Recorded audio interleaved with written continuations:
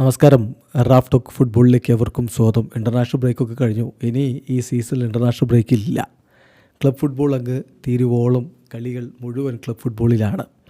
ഇനിയിപ്പോൾ ലാലിഗയിൽ Real Madrid വീണ്ടും കളിക്കളത്തിലേക്ക് ഇറങ്ങുകയാണ്. എതിരാളികൾ ലഗാനസ് ആണ്. ലാലിഗയിലെ പോരാട്ടം ഇപ്പോൾ കനക്കുകയാണല്ലോ. ഇന്ന് രാത്രി ഇന്ത്യൻ സമയം 1:30, അതായത് സാങ്കേതികമായി നാളെ പുലർച്ചെ ഇന്ത്യൻ സമയം 1:30 റയൽ മാഡ്രിഡിൻ്റെ മൈതാനത്ത് സാന്റിയാഗോ ബെർണബുവിലാണ് ആ കളി നടക്കുന്നത്.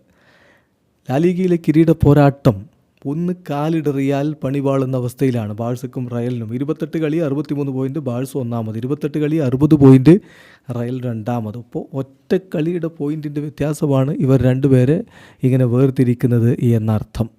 എന്തായാലും ഇന്ന് പോയിൻ്റ് ഡ്രോപ്പ് ചെയ്യാൻ റയൽ മാഡ്രിഡിനാവില്ല. റയൽ അതിനു വേണ്ടി തന്നെ മികച്ചൊരു സ്ക്വാഡ് ഇപ്പോൾ പ്രഖ്യാപിച്ചിട്ടുണ്ട്. അവരുടെ സ്ക്വാഡിലേക്ക് നമ്മളൊന്ന് പോവുകയാണ്. സ്ക്വാഡിലുള്ളത് Lunin, Fran Gonzalez, Sergio Mestre. ഏതായാലും ചെറിയ നികളുണ്ട്. തിബോട്ട് കോർട്ടുവക്ക് അദ്ദേഹം സ്ക്വാഡിലില്ല. ഡിഫൻഡർമാരായിട്ട് Alaba, Lucas, Vallejo, Fran Garcia, Rudiger, Asensio, Diego Aguado. ഇനി മധുരയിൽ Bellingham, Camavinga, Valverde, Modric, Tchouameni, Arda Guler. മുന്നേറ്റത്തിൽ Vini Junior, Kylian Mbappe, Rodrygo, Endrick, Brahim. ചുരുക്കത്തിൽ ഇൻ്റർനാഷണൽ ബ്രേക്കിന് പോയ താരങ്ങളൊക്കെ തിരികെ എത്തി മികച്ച രൂപത്തിലാണുള്ളത്. അവർ കളിക്കാൻ റെഡിയായിട്ട് സ്ക്വാഡിലുണ്ട്.